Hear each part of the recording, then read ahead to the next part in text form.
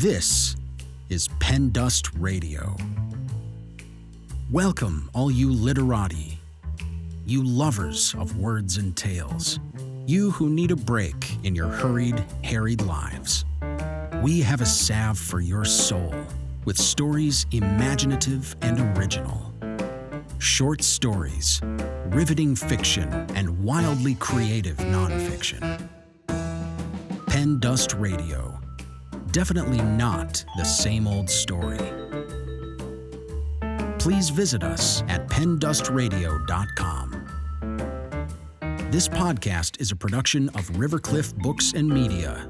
We publish literary fiction and creative nonfiction.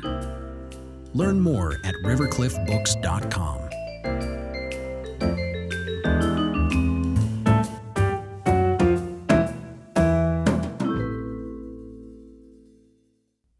This humorous story, filled with amusing pop culture references, is about all the masks we wear to fit in with people whose masks look a little bit shinier than ours under the library lights at a PTA meeting in an affluent suburb of Los Angeles, California. This is a story about how we are all, deep down, just insecure middle schoolers. Amy Ferguson grew up just outside of Denver, Colorado, believing she was destined to be discovered as either a beat poet or a really famous rock star. At the age of 20, her dreams of fame and Gidget beach parties took her to Los Angeles, where she spent the next 21 years sweating, searching out homes of the rich and famous, getting married, and having 2 amazing sons. She also joined the PTA. This is a fictionalized version of true events. Kicked Out of the PTA. Written by Amy Ferguson. Read by Julie Niblett.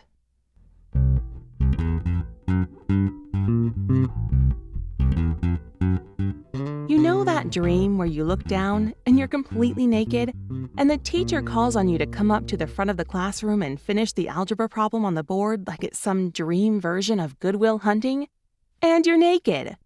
Or even worse, imagine you're up at the front of the class solving a super intricate problem in the dark. Still naked, of course. Someone walks into the room, turns on the light, and the entire school is there, laughing at your naked nonsense.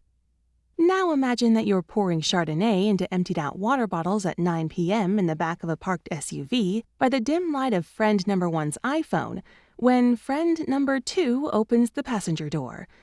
This turns on the car's interior light, exposing your trash-like activities to the entire elementary school seated on the lawn facing you. There they are with popcorn in hand, just trying to enjoy movie night, separated from your shenanigans only by a sidewalk, the movie Big Hero 6, and a chain-link fence.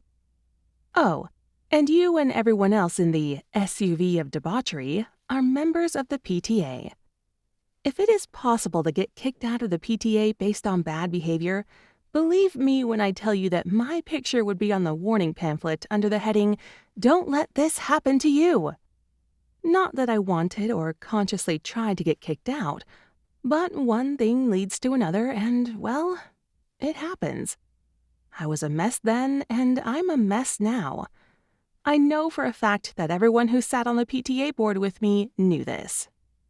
I'm not like the other people my age who can somehow accomplish daily adult things like remembering to shower. I'm the embodiment of messy-haired embarrassment wrapped in leggings disguised as jeans, otherwise known as my fancy pants. And for the record, I plan on bringing everyone down with me. When I was a teenager, my dad always told me not to worry about the mean girls because everyone is too busy worrying about themselves.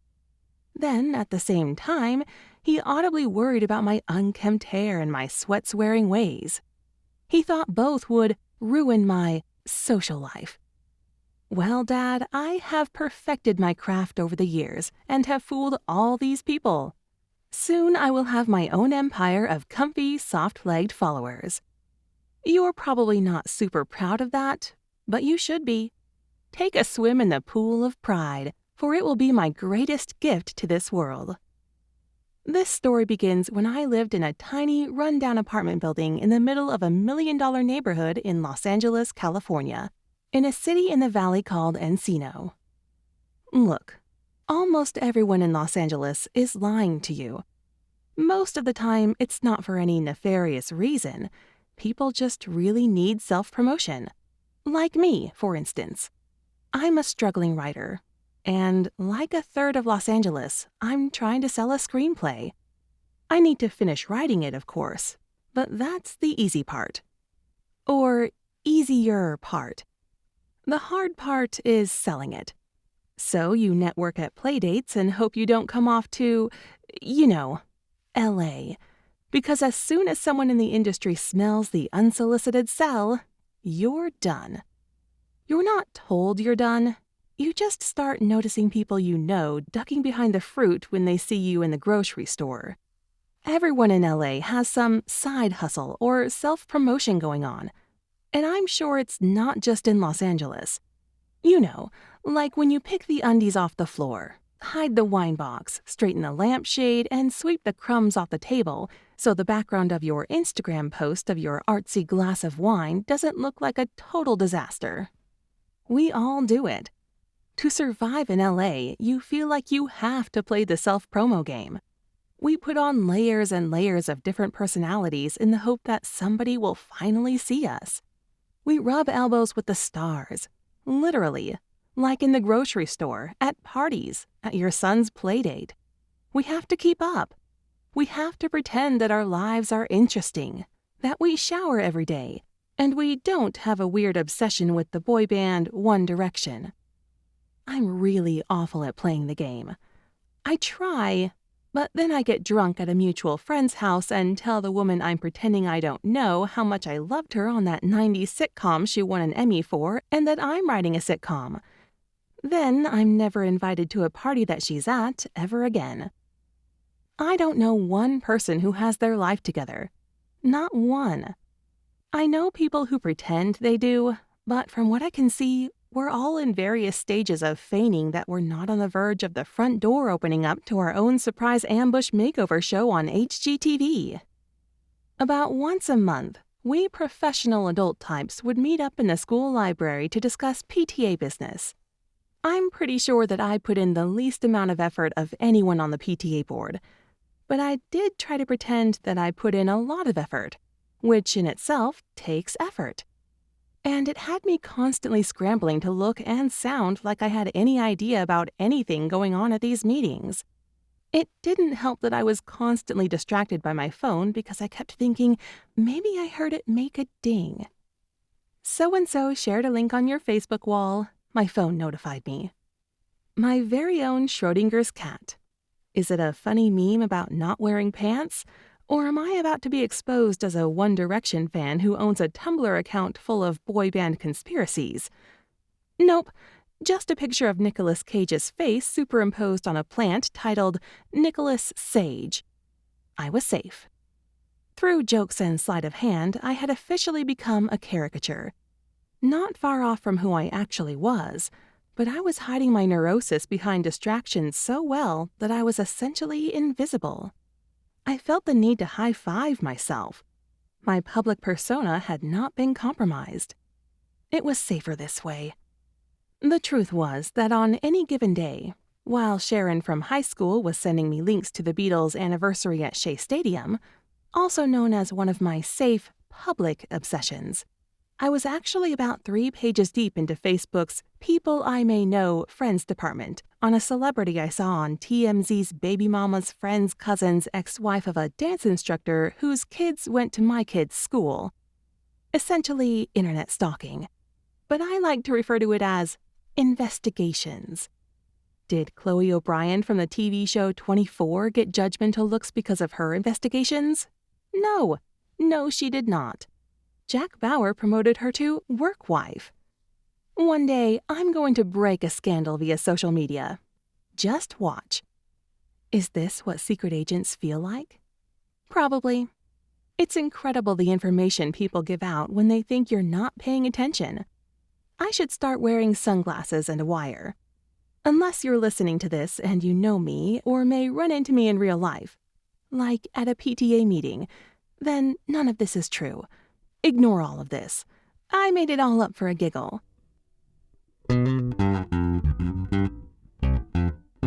Okay, back to the board meeting. I had only recently noticed that there are actual autographed headshots of actors on the wall of the school's library. Los Angeles is surreal. I'm in this PTA meeting trying to pay attention to the school budget and next year's fundraising goals, trying not to eat my chips too loudly, while George Costanza's mom is smiling at me from the wall behind the encyclopedias. I have, through the years, tried to point this out to everyone that I've been in that library with. Nobody cares. People don't seem to be as excited about nonsense in the same way that I am. Sometimes I forget this simple truth. Then an innocent conversation about the weather would turn into something else because I got excited. After all, it was supposed to rain the week of the book fair, and Rain is the name of a Beatles song, and Paul McCartney chipped his tooth right before they filmed the video for it in that moped accident that retroactively became the catalyst in the Paul is dead thing. But people don't ever see this sneak attack coming. Or they're being polite until about halfway through my inevitably embarrassing dissertation on the dynamic between John Lennon and Paul McCartney, and how I figure this relationship probably directly relates to Jesus Christ Superstar. It's then that I start to notice my entrapped audience shifts into a look of panic. Sometimes sadness, a lot of times both. But this doesn't ever seem to stop me from talking for at least another 10 minutes. People are looking at their watches and probably wondering whether they should stop me or wait and see if I eventually get back around to talking about the book fair. "Oh, Nancy, before we leave," interrupted Bobby, one of the two dads brave enough to sit on the PTA board. "Oh, I see you're wearing pants. What's the occasion?" He then laughed theatrically. This was good. I was training them to expect me in not pants. There's only so much real people pants I can handle, and my jeggings were starting to snag. "But that's not what I wanted to tell you. We got you something." He unrolled a ridiculous One Direction poster and paraded it around the room until he got to me at the end of the table. Everyone in the room giggled and whispered. "Oh my God, where am I going to put that? I'll be kicked out of the house for sure," I said too loudly and fakely. If that's a word. But I was also secretly excited. This was that naked in front of the classroom part of the dream. Only this, sadly, wasn't a dream. And I couldn't magically make that poster look like a Nicolas Cage meme to anyone watching. And by the way, no one who looked at my forbidden longing in poster form lost their face to screams and melting. No one died. Except maybe my dignity. It was embarrassing, but I totally kept the poster. I was never really good at being on the PTA. I joined to fit in with the other moms, to make some mom friends, and, let's be honest, to be in with the cool clique. And the moms who were on the PTA were definitely the cool clique. Popularity is important, even when you're in your 40s. And especially if you missed out on it as a teenager. See, back in middle school, the cool girls asked me to sit at their table for lunch one day. They wouldn't let me invite my nerdy friends, so I politely declined as per lessons I had learned from watching John Hughes movies. I spent the next 6 years of my public school life getting asked out on joke dates by the popular jocks and pulling wet sunflower seed shells out of my hair. Which was fine. I developed a sense of humor. But I could have been a cool girl. Really. So when opportunity knocked nearly 30 years later, I ran with it. Well, I had a panic attack and had to lie down first, but then I ran with it. The first day of school was the day I met the president of the PTA. Her son was punching my son in the kindergarten yard. "Boys will be boys," she said, then turned her back to continue talking to another PTA mom. At the time, I didn't know that both of these women were on the PTA, but I found out soon enough when I asked the kindergarten teacher to keep an eye on the kid punching my son. She told me who his mom was, in case I wanted to take it further. "She's the president of the PTA. She's really nice, though, so don't feel intimidated." Great. I fell back on learned experiences from middle school. I tried to stay unseen and hoped the punching boy would just kind of stop so that I wouldn't have to step in. Luckily for me, a tough kid befriended my kid, which solved the problem for all of us. I didn't really know anyone in the community when we started school. We had lived in the neighborhood for about 10 years, but the only people I had ever talked to were the people in our apartment complex, none of whom had kids in school. There was also the woman down the street who screamed at everyone like she was a professional wrestler from the 80s. She once yelled at me about my bad parenting when, on one of our walks, my toddler laid down in the middle of the street and threw a tantrum in front of her house. I guess I kind of knew that lady, but she wasn't likely to befriend me. So, when I was approached by members of the PTA to help out with a book fair, I saw it as an opportunity to finally fit in. The next thing I knew, I was in meetings with the book fair committee. It wasn't really even a committee at that point. It was me and another mom handwriting promotional posters with Sharpies until we were high from the fumes.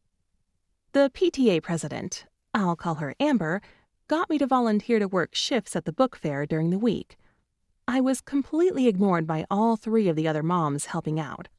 So each shift, I straightened books while Amber yelled at kids to stop touching stuff and gossiped in whispers and laughs with the other board members behind the register. I felt like I was back in high school. That's when I realized that not everyone who joins the PTA is a mean girl, but everyone who's a mean girl joins the PTA.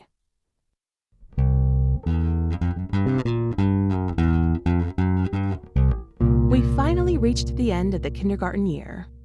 My son made a lot of friends, and I found myself becoming entrapped in the circle of cool moms, not quite accepted, but allowed to hang around, like Sandy in Greece.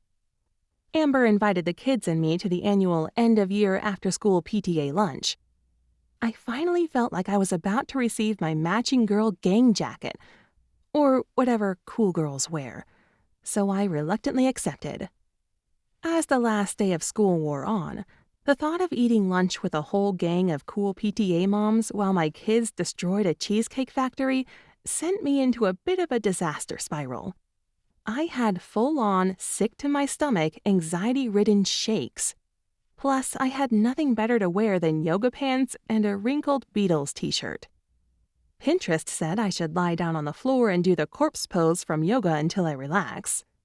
Except lying on the floor in corpse pose made me want to take a nap, or fall through the floor into a void, so I'd never have to try to act like a real person in front of people again. Also, I hate wearing pants. And what would I do if my kids started going on and on about the cockroach that was in our kitchen the week before? I couldn't deal with these women knowing about the rat-sized cockroach on my kitchen floor that hissed at me. My kid made sure to tell everyone he met about it for the next half a year, by the way. The school bell rang as I approached to gather my child and my courage to eat lunch with a bunch of people I didn't know, and for whatever reason, desperately wanted to impress. As I walked toward the gates, toward the hordes of parents with end-of-school balloons and bouquets, and grandmas and grandpas with video cameras on tripods, I started scanning the faces, Terminator style, looking for Amber. As much as I didn't want to go to this luncheon, I really didn't want to show up to find out there's nobody there and it was all a big prank and have half the school laughing at me for my naivety and thinking that people actually wanted me to join them for lunch. I'm not sure how that all works logistically, but my brain doesn't care about logic when it comes to people possibly hating me. It was warm outside, bordering on uncomfortable, and I could feel the beads of sweat forming on my forehead and upper lip. There was no way I was keeping this together. I was already sweating. "Hey, Nancy!" I heard the nasally southern voice calling out from somewhere to my left. "Nancy, over here!" Amber was waving me down from the other side of a huge Mylar balloon display that read, "Brittany," in a rainbow of colors. I would have missed her had Brittany's dad not accidentally bumped the balloons while going in for a hug with someone. He pushed them just enough to the right to expose Amber in her cheerleading efforts to get my attention. I hurried past the balloon festivities, the hugging and oohs and ahs from other parents joining in on the shiny helium love train. Hi, I said to Amber, trying to sound calm and like I hadn't been lying on my living room rug all day in corpse pose, dreading this lunch. My glasses began to fog up, starting from my nose and growing outward. Awesome. Sweaty lip? Check. Sweaty forehead? Check. Glasses fogging up? Check. Oh, you're sweating, Amber said as she looked over my head, straining her neck. Did you run into Stephanie yet?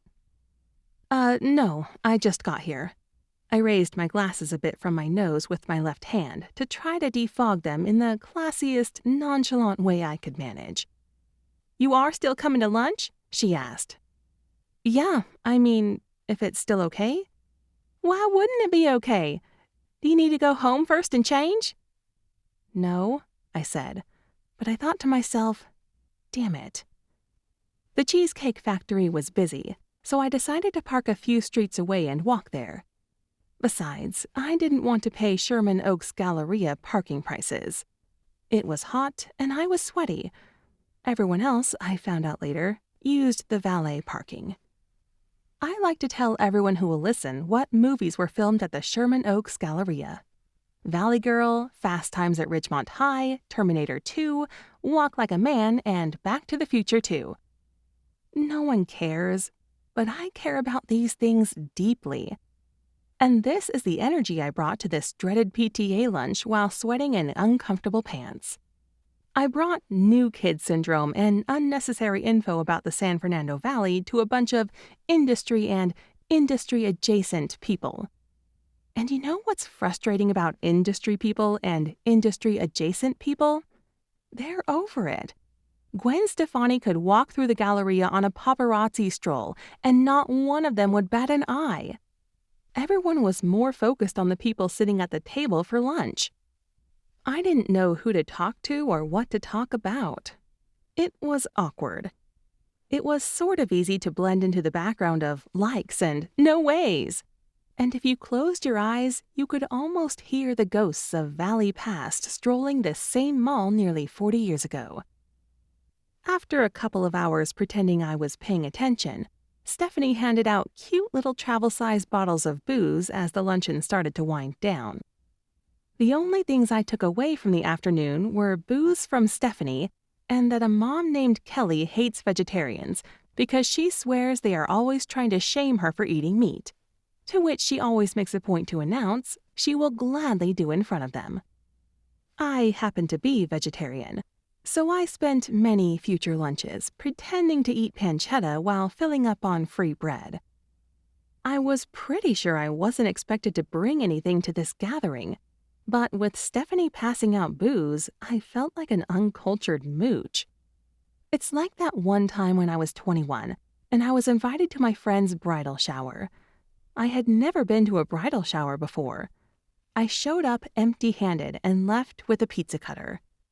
I still have the pizza cutter and think about the embarrassing episode every time I use it. Maybe I need to read a book on etiquette. Before we go, I want to get a picture of all of us by the fountain, Amber yelled out across the table.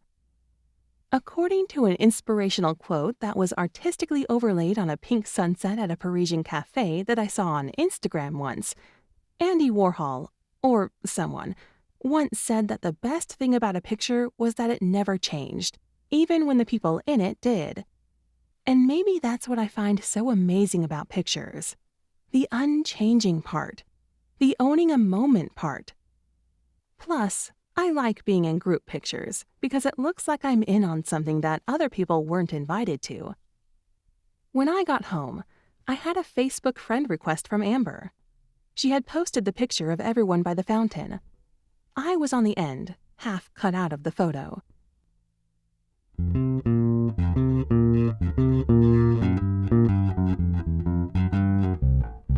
I eventually, awkwardly, managed to hang on long enough for the cool moms to think of me as one of them, and I got myself included in their shenanigans. And then I was creating the shenanigans. And then I started to become a mean girl, because power and popularity sometimes do that to a person, especially if you haven't had them before. I started ignoring the non-PTA moms who helped out at the book fair. And then I ignored the PTA moms and whispered behind their backs. I thrived on gossip and would spread it and sometimes even exaggerate it. I don't know why I did it, but luckily we moved away to Colorado before I could get any worse. But at last, I was a cool girl. So, as quickly as it came, it ended. I pushed too many buttons and ruffled too many feathers. At the second-to-last PTA meeting of the school year, I was asked for the login and password for the book fair. Then I was asked to not come back. It was very embarrassing.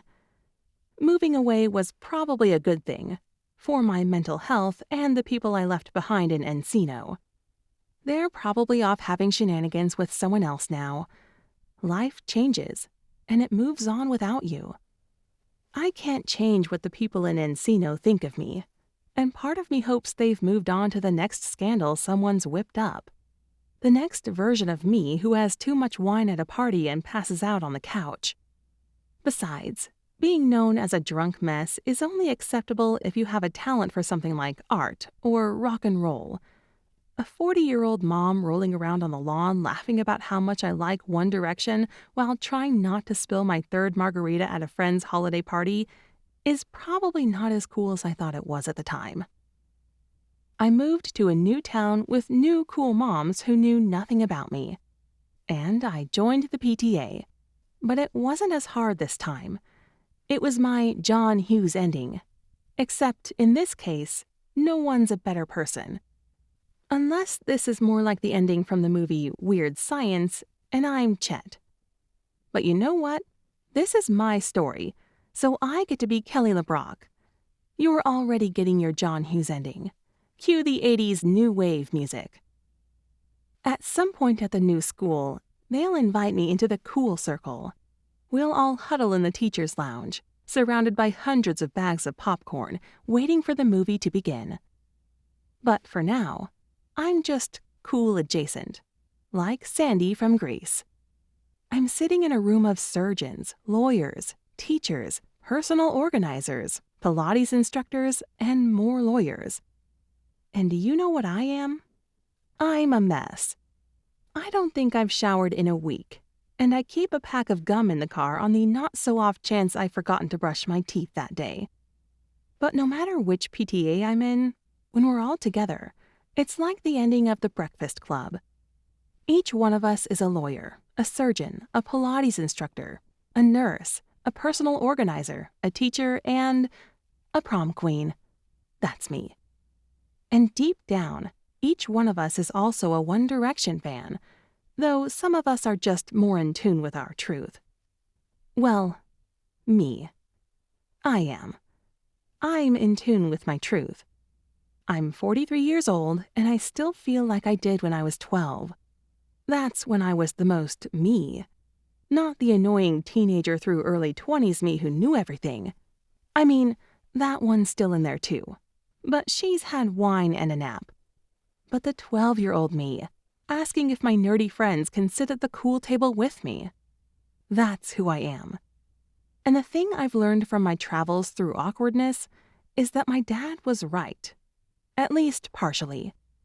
No one is paying attention to me because they are too busy worrying about themselves.